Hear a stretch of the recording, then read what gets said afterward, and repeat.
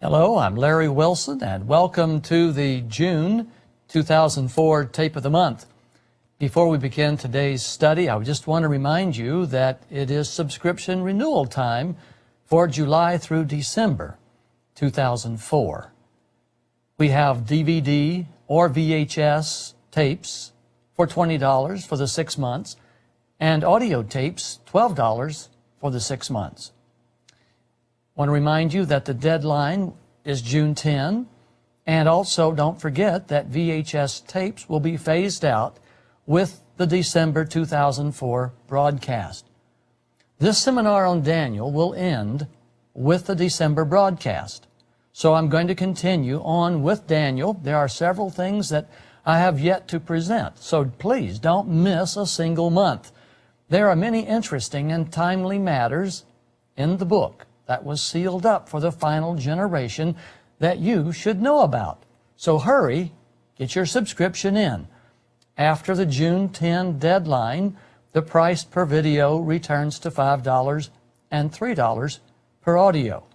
Well, we will see you in just a moment as we begin the June 2004 broadcast.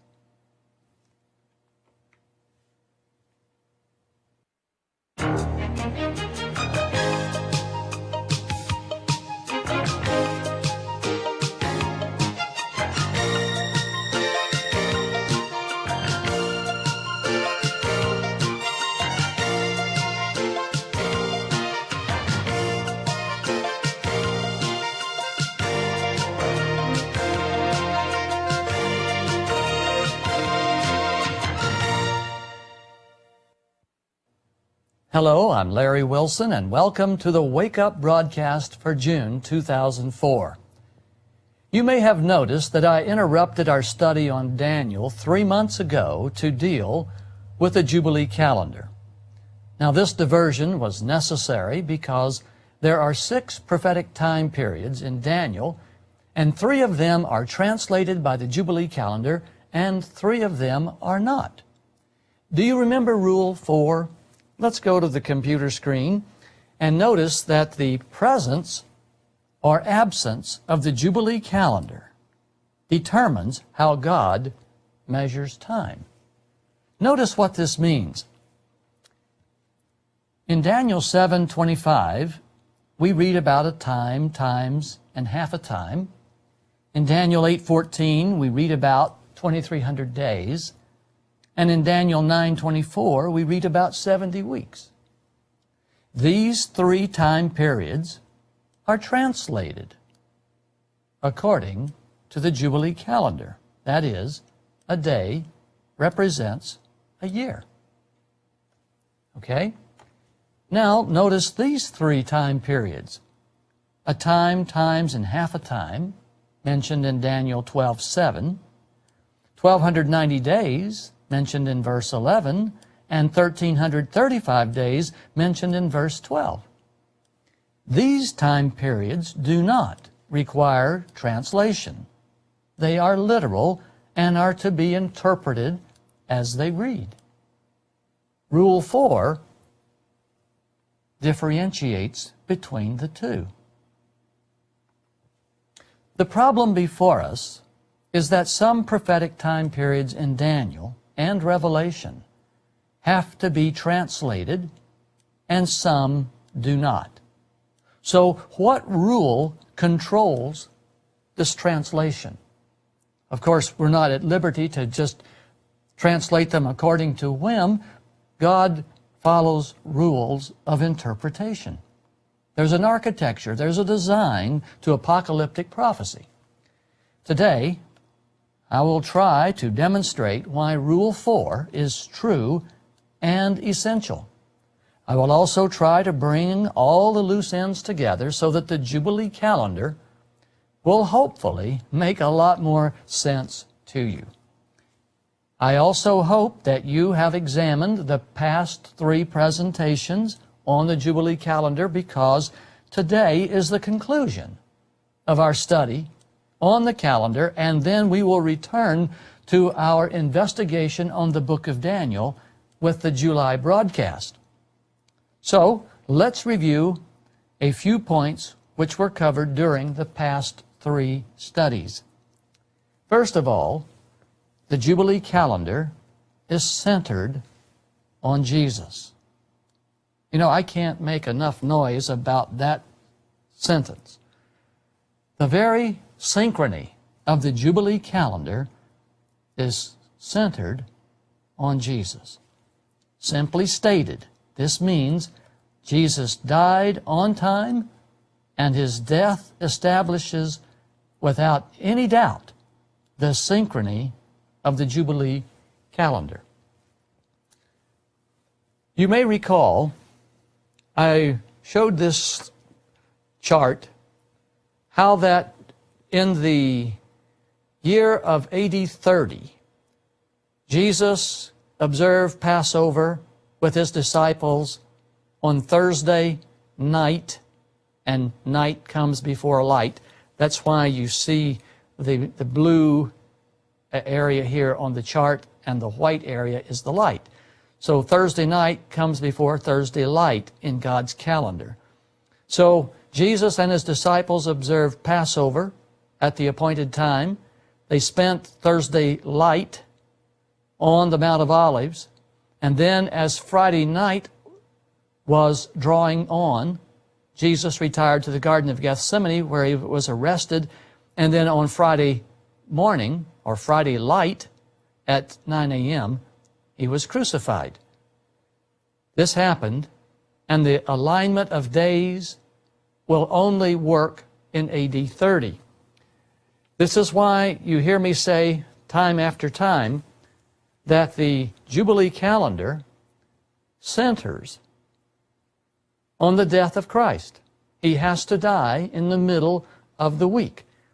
The year 27 is Sunday, 28 is Monday, 29 is Tuesday, Wednesday is the AD 30, Thursday, Friday, and AD 33, from spring to spring. AD 33 to 34 is the end of the 70th week. The 30 Jubilee cycles from the Exodus end with AD 33. So please understand that the synchrony of the Jubilee calendar is determined by the death of Jesus, and he died on April 7, AD 30. He was crucified at 9 o'clock in the morning. There is no wiggle room on the timing of Christ's death. I proved that in our last study. I hope that you will review the broadcast for the month of May if you have any question on that. It is beyond argument, reasonable argument, that Jesus died on Friday, April 7, AD 30. Now here's a critical point. Please put this in the front of your mind, not the back, but the front. The scripture, Luke 22:15, indicates that Jesus ate the Passover with his disciples at the time required by the law. You may recall Numbers 9:13 is that God says it's a sin for anyone to observe Passover other than at the appointed time, unless there's been a death in the family or he is away on a trip. Jesus observed Passover at the appointed time using the method of determining the new moon called conjunction, when the moon is precisely between earth and the sun. John 18:28 and 19:31, these two verses indicate that the Jews celebrated the Passover according to the sighting of the first crescent of a new moon. And this is why this chart is so important, because the first sighting of the new crescent typically happens 2 days after conjunction. Jesus and his disciples were following conjunction to establish the new moon. So Nisan 1 for Jesus and his disciples occurred on March 23rd, and Passover then occurred on April 6, Nisan 15. By using the new moon sighting of the first crescent, Nisan 1 occurred for the Jews on March 25. There's a 2-day difference. And it's this 2-day difference that explains how that Jesus and his disciples observed Passover at Nisan 15 on Thursday, and the Jews observed Passover on Nisan 15 on Sabbath. 2 different calendars, 2 days apart, both indicating Nisan 15 produces this unique arrangement in history. And there's only 1 year in the 70th week that will produce this result, and it's AD 30. The point here is that the actions of Jesus and the actions of the Jews perfectly align with the sun and moon in the year AD 30. No other year during the 70th week will line up with the days of the week to produce the details given in the Gospels. Now, I rarely say anything profound, but this is an important point. It's important to understand that Jesus sets the synchrony of the Jubilee calendar with his death. If he didn't nail the Jubilee calendar to the cross, he nailed down the synchrony of the Jubilee calendar. Now, if you look at the 70th week, Sunday is the first day of the week, Sabbath is the 7th day of the week, so the middle day of the week has to be Wednesday. And we've already discussed at length how that Jesus was baptized in AD 27 at the beginning of the week, and he dies in AD 30 in the middle of the week. Therefore, AD 30 is the middle of the week, and we know that it is a Wednesday year. Once we know the synchrony that Wednesday and AD 30 perfectly align, we can calculate any year and any day of the week for that year throughout history. There is no wiggle room when all of the data is aligned. All right, the second point. We know that Jesus was baptized in the fall of AD 27, and we know AD 27 has to be a Sunday year because it's the beginning of the 70th week. Luke's count, showing that Tiberius had begun his 15th year when Jesus was baptized, has been demonstrated in this seminar series twice already. I'm not going to do it again to keep from boring you. The point I want you to remember is that Jesus was baptized and began his ministry in the appointed year. He was crucified at the appointed time, and the 70th week is in history, and Jesus is at the middle of it, contrary to what millions of Christians have been led to believe, that the 70th week is in the future. It's not. It's already happened. And it has a number of important historical facts that we need to understand the Jubilee calendar, because the presence of the Jubilee calendar reveals how God translates and when God translates time. Let's go back to point 3. Since the 70th week began in AD 27, the decree in Daniel 9:24 had to be issued in the Sunday year of 457 BC. So, since the prophecy in Daniel 9:24 is 70 weeks long, and we know where the 70th week began, we know that a decree to restore and rebuild Jerusalem has to be issued 69 weeks earlier in 457 BC. So we can count backwards for 69 weeks, or 483 years, and we reach 457 BC. Let me show you what I'm talking about on this chart, and maybe this will give me just a second to zoom out here, and we'll try to show you what I'm talking about a little better. I realize this is an enormous amount of detail to be showing on a television screen, but hopefully you will get the idea. Here is the 70th week down here, and you can see Jesus dies in AD 30, and you can see that AD 27 marks the beginning of the 70th week. Now, if we count backwards, 69 weeks, 1, 2, 3, 4, 5, 6, 7, 8, 9, 10, 11, 12, 13, and so forth, we're going to come to 457 BC. And 457 BC is going to be a Sunday year.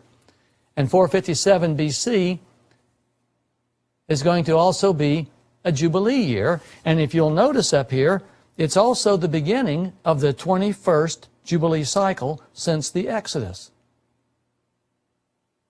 The decree by Artaxerxes in the 7th year of his reign was given on or about Nisan 1, 457 BC, and you can read that in Ezra 7 and 8.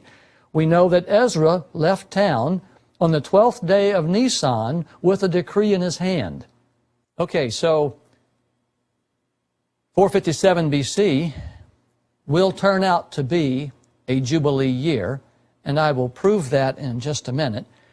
But you recall that if you remember that 70 weeks require a decree to be given beginning in a Sunday year, because you've got to have a week.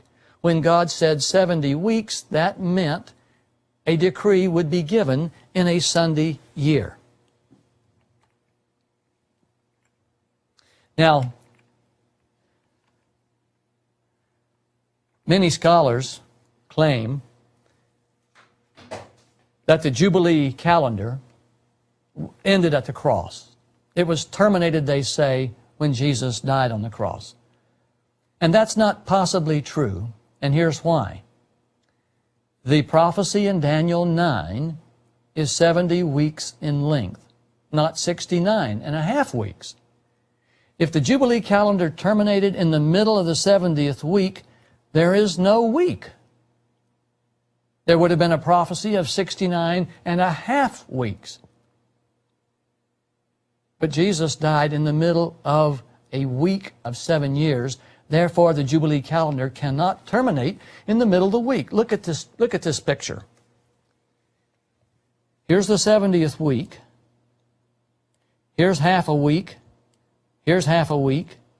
And Jesus has to die in the middle of the 70th week. So the Jubilee calendar couldn't possibly die in the middle of the 70th week. Jubilee calendar can't end with the death of Jesus in the middle of the 70th week. Now that we know the synchrony of the Jubilee calendar, we can demolish the widely accepted belief that the 70th week is in the future.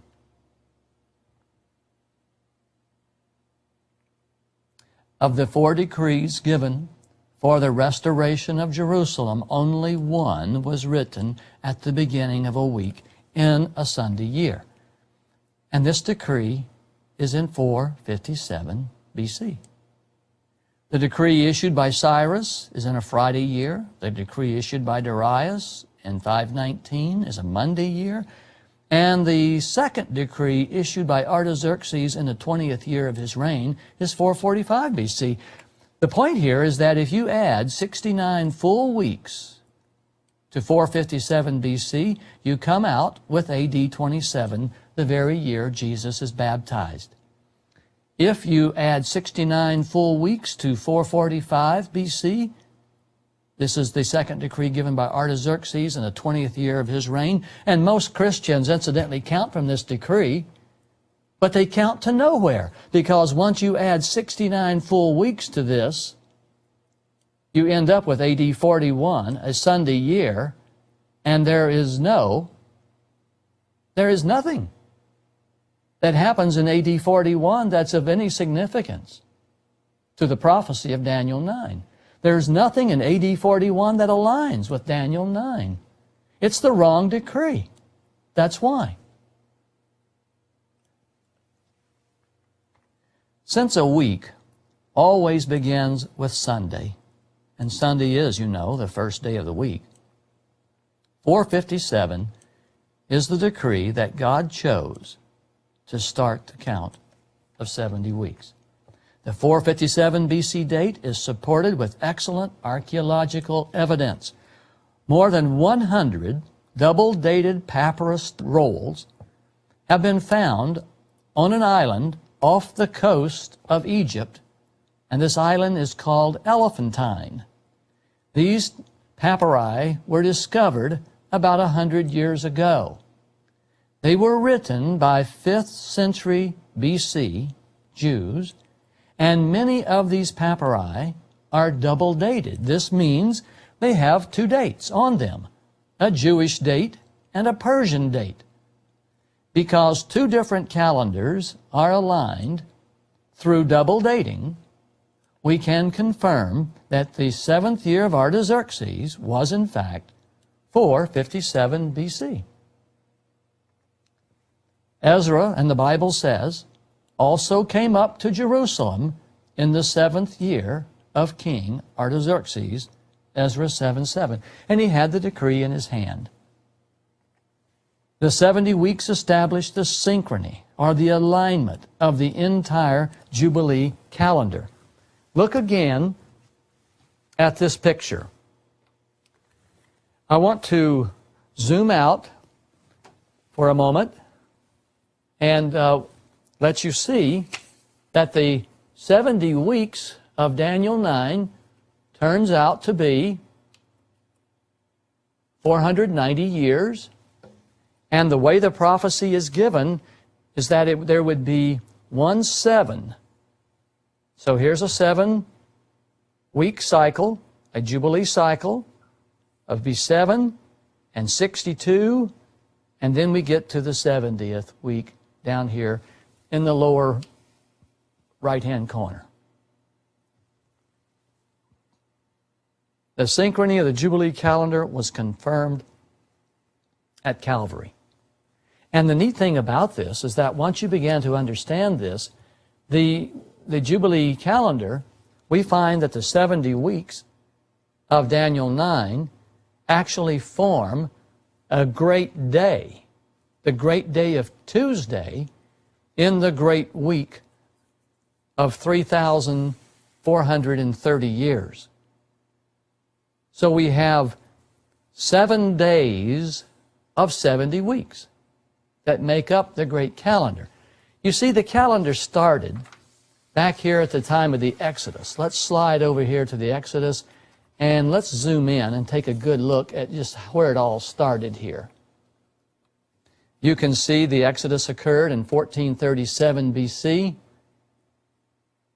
which is a Sunday year.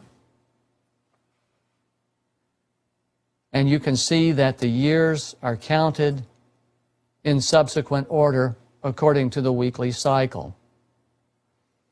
And so the first Jubilee cycle would be 49 years later, which would be 1388.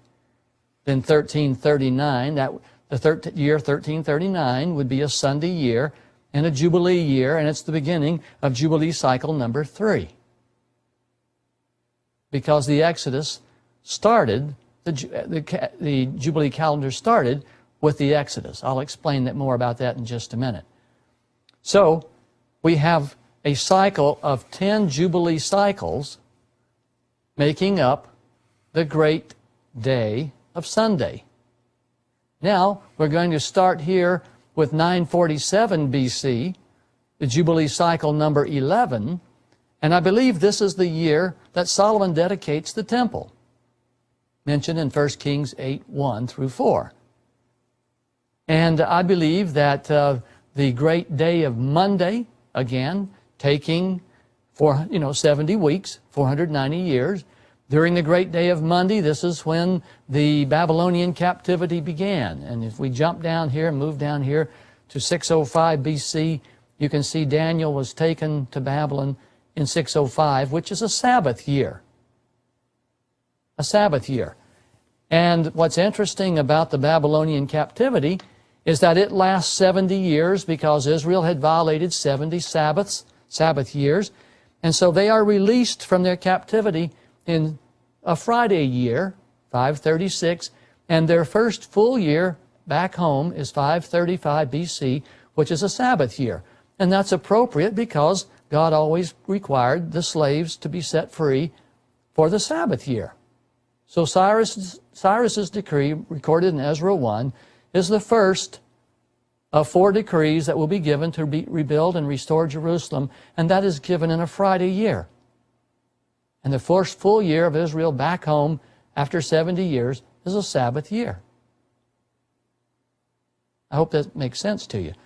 So that when we come up here to the decree of Artaxerxes in 457, you can see that we're in a Sunday year, and as it's going to turn out to be a Jubilee year in just a little bit when we get to that point. This is a critical point I want you to remember. If you mess up the details surrounding the 70th week, you'll mess up the entire Jubilee calendar. And unfortunately and regrettably, this is what most Christian scholars have done. They don't understand the calendar. Therefore, their prophetic views with respect to the timing, there are 18 apocalyptic time periods in Daniel and Revelation. And if you don't understand the Jubilee calendar, there is no way to determine, except by whim, which are translated as a day for a year and which are literal. You've got to understand the Jubilee calendar. There's no ifs, ands, or buts about it. Okay. We have just a couple of minutes left in this segment, and I would like to make 3 statements as we close. First of all, the Jubilee calendar is not something that is given in the Bible with a proof text. You can't just turn to Leviticus 25 and read about the Sabbath year and then read about the 7 Sabbaths of years, the 49-year cycle. You can't just turn to Leviticus 25 and read, and God said, let there be a Jubilee calendar. It doesn't work that way. The Jubilee calendar is something that unfolds as you begin to study and examine God's order and His method of timing. When you look at the 70 weeks and realizing that the weekly cycle of years has to go past the cross, God is doing that deliberately and purposefully. The Jubilee calendar is not something that can be supported with one proof text. You know, in this day and age, people like sound bites. There's no sound bite to prove it. This is far too big.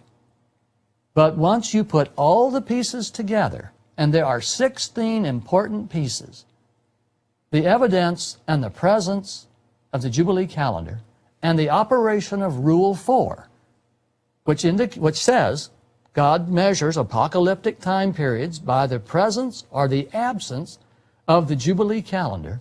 When you put this all together, there is a method to God's architecture. There is a rule that He follows with respect to time and timing. And if we understand that rule, we can accurately interpret and arrive at the intended meaning of apocalyptic prophecy in Daniel and Revelation. Well, we're out of time. We'll continue in the next segment.